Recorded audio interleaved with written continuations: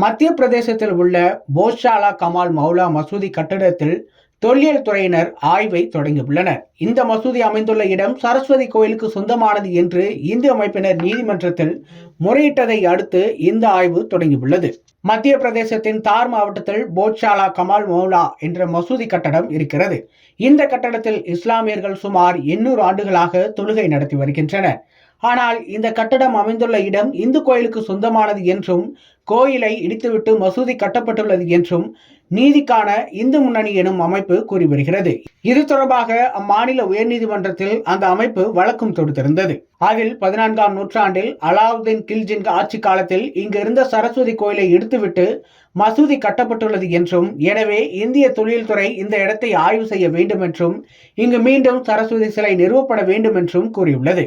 இந்த வழக்கை விசாரித்த நீதிமன்றம் மசூதி கட்டடத்தில் தொல்லியல் துறை ஆய்வை நடத்த கடந்த 11ஆம் தேதி உத்தரவிட்டுள்ளது.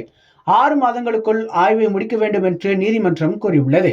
இந்நிலையில் நேற்று தொல்லியல் துறையினர் கட்டடத்தில் ஆய்வை தொடங்கியுள்ளனர்.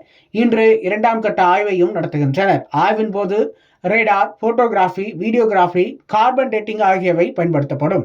ஆனால் நீதிமன்றத்தின் உத்தரவை இஸ்லாமிய அமைப்புகள் கடுமையாக விமர்சித்துள்ளன. அயோத்தி போன்று இந்த பிரச்சனையை சிலர் வளர்க்க முயற்சிப்பதாகவும் அவர்கள் குற்றம் சாட்டியுள்ளனர்.